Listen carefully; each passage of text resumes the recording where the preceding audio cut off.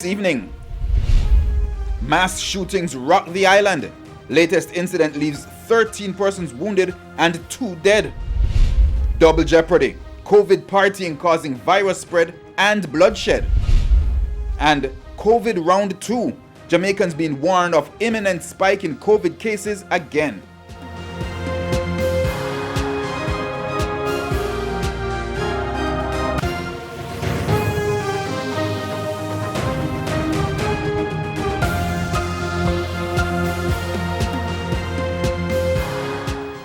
Good evening and welcome to Primetime News. We're live on air and online at onespotmedia.com. I'm Herman Green. And I'm Janella Precious. Also this evening, the top business stories of the day: sports commentary, E-Prime and weather. But before the break, the feedback question. Our question this evening: what are your thoughts on the U.S. presidential election? You can share comments online, facebook.com/Television Jamaica, and tweet us at Television Jam.